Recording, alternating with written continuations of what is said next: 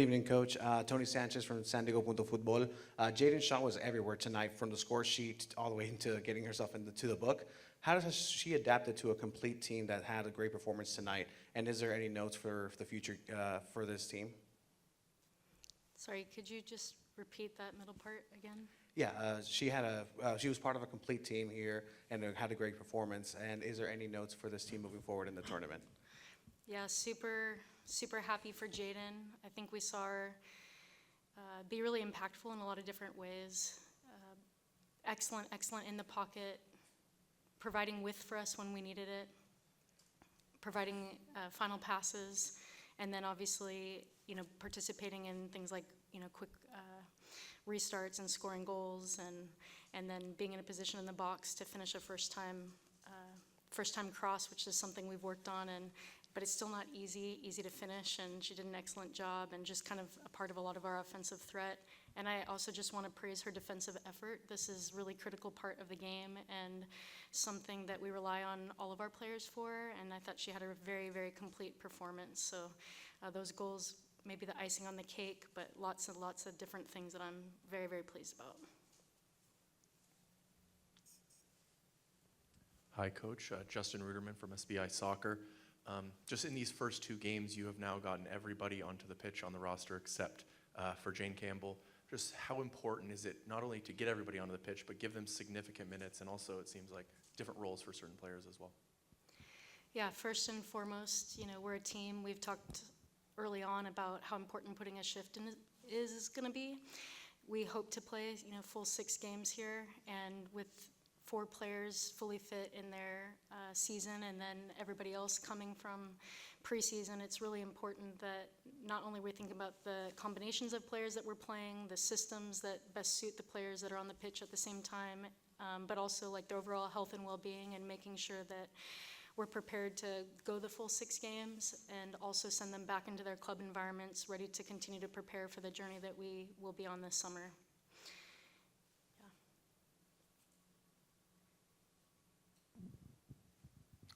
Hi, Twila. It's Scott French from Soccer America. I wanted to get your thoughts on what we're seeing from Alex Morgan. She scores every time she wears 7 now. She also was very involved up top, and then off of that, just your thoughts on the game as a whole. What worked and what perhaps didn't? So very pleased for Alex. I think I just watched the goals back, and that goal, I believe, started with the third goal, started with a Crystal, stepping in, and we had 2 first passes forward really quickly, early ball in, and Alex was actually pushing that line back, and it fell. And then we had a second phase, and she repositioned to put herself in the box, and that's a typical, Alex Morgan goal. So I hope the first part didn't get unrecognized. The first part, very critical to making that second phase of play happen. And Alex and I spent a lot of time post-World Cup talking about, what worked for her, what didn't work for her. And some of these balls that you're seeing played across the back line or behind the back line, early balls, those are some of her bread and butter. She's been drooling for those finishes. Those crosses in the box are things that are those type of finishes are very, Alex Morgan-esque. And but she still has to do her part, and she's putting herself in those positions and capitalizing on them. It's great to get 2 goals in her first 2 games, but that's kind of the expectation for our 9s as they step on the pitch for us, that they will finish those chances and validate the work that we're all doing. And then, what worked and what didn't? I thought that we did a really good job of putting ourselves in these repeated moments. I've kind of referenced this, really all the way back to September, but trying to create these goal-scoring moments that are very predictable for us and less predictable for the opponent. I thought we had some really good early crosses that set up those first-time finishes. I thought we had some great crosses from the half space. I thought we moved the ball really well. I felt like we could have moved the ball faster at times. I felt like we could have sent players a little bit higher up and had some of those passes then be not so long, doesn't take the ball so long to travel, but we could have been a little bit closer to each other. But I'm really pleased that we were trying things. one of the things that I thought went really well is we had a lot of play on the left-hand side of the field. Sometimes we've played a system where our right fullback is high, and we've had a lot of play on the right-hand side, and one of the challenges to the group, regardless of what type of system we were playing, is to make sure we're a little bit more balanced in our attack, and you start to see, Tierna and Crystal and Lindsay and Trin and Rose, and then even Alex coming across, and a lot of numbers on the left, creating chances on the left. I thought that was really great. Argentina is a really tough team to play against. And for a team that's looking to counterattack, I thought we did an excellent job, shutting down their outlets, a couple of talented players sitting in very specific pockets that I imagine were very well designed by their staff looking at us. But they didn't have a single chance from transition, and I'm really, really proud of that. And I think we left a lot on the table tonight. I think that we still have a lot in us. We left some goals on the table, and we're just working through those moments. But I have every confidence that we'll continue to grow as the tournament goes on and beyond. Coach Cameron Neal with the Sporting Tribune. Corbin Albert played 45 minutes, but they were an impressive 45 minutes. I know you've talked about her versatility in the past, coming in and into that first camp, and playing multiple roles. How important is that? What did you see from her tonight, and then kind of what does the future hold for her? I thought she was absolutely excellent tonight.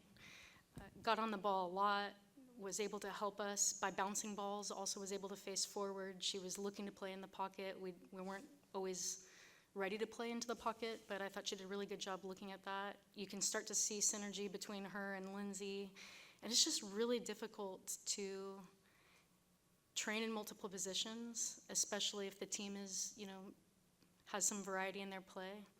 So 2 different positions, different systems, very difficult. And to do that at such a young age is pretty impressive. We've talked a lot about, individually, Corbin and I, about how there might be an experience gap, but there's not a talent gap.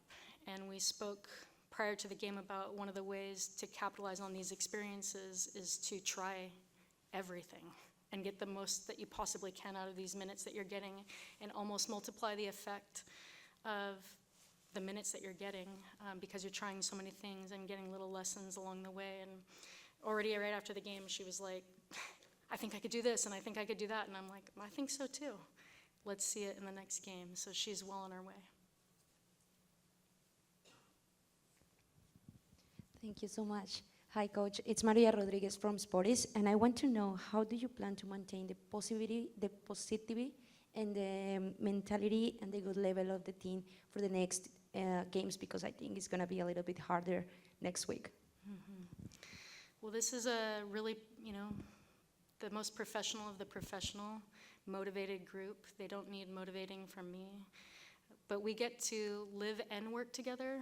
And working together is really important, but living together on the road for a month is also really important. We spent a lot of time at the beginning of camp talking about how we wanted to work and live together. We're all in agreement that it's important to capitalize on every moment that we have, but also to enjoy it. And I think it's just more of the same, and holding ourselves accountable to the agreements that we made at the beginning of camp. But this is a fun group to be around with wonderful women, and we'll be positive because we're positive by nature. We believe that we can do all things together, and it is a positive environment. At this time, I move on to the media who has joined on virtually. Jonathan, you can go ahead and ask your question at this time. Thanks, Jonathan Tannenwald from the Philadelphia Inquirer. Hi, Twila. You spoke a few minutes ago about rotating the players and the importance of that for the players' health and such, but also you're judging the talent in this tournament. You're judging it for this tournament heading toward the Olympics. I know the rotation for that reason too has been a priority of yours. And have you seen what you want to see so far as the tournament maybe now gets to a stage where I figure you might start to solidify it in 18 a little bit more? Thanks. It's a great question. I don't think decisions and things that you look at are in a game or 2 games. I think that process has begun a long time ago and will continue beyond this tournament. And the way that those spots eventually will be solidified will be based on the out-and-out performance of players, as they'll have every opportunity to make this team. And Of course, I still have unanswered questions, and part of that's because I think we have a huge capacity as a team, and the team hasn't hit its capacity yet. So those questions, some of those answers are still on the table, but I'm very pleased with the things that I do know so far, and it's very clear in my mind where we're currently at and what questions remain, but those are for myself and Emma. Orlando, you can go ahead and ask your question at this time.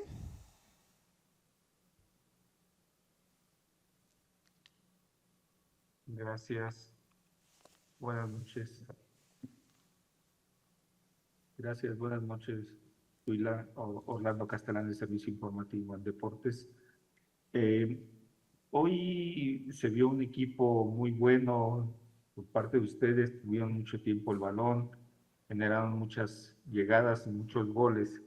¿Qué tan complicado va a ser el partido contra México, de lo que ha visto de esta selección mexicana, y si le ha sorprendido el juego de México, del que van a tener y que se puede, quién se va a quedar con ese primer puesto del grupo, si va a ser un partido difícil, un partido abierto, cómo lo toma hoy en día ustedes y sus jugadores?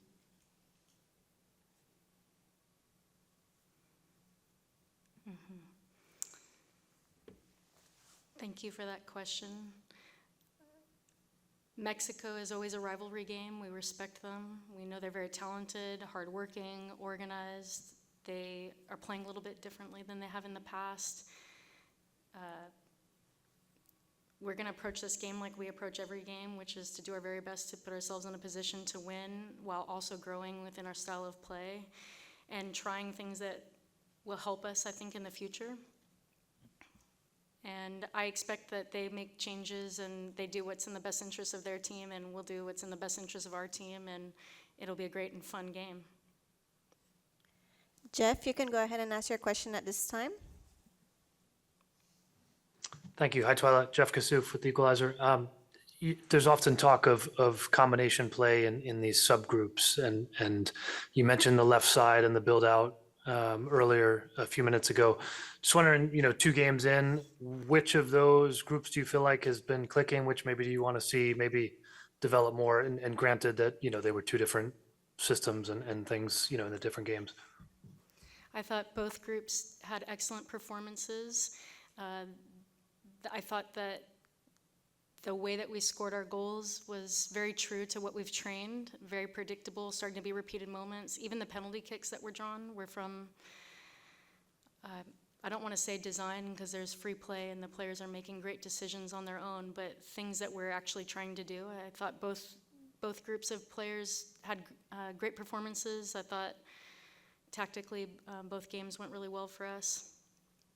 And I expect that both, if you're talking about subgroups and in your case, maybe dividing it by 2, left and right, I expect them to be, both sides to be excellent. And they have different roles and responsibilities, and both teams that we've put out the last few days, those subgroups had different roles and responsibilities even from tonight. So it's about executing what's asked of them, and we're asking this team to have more tactical flexibility, not just whole group tactics, but subgroup tactics and even individual tactics.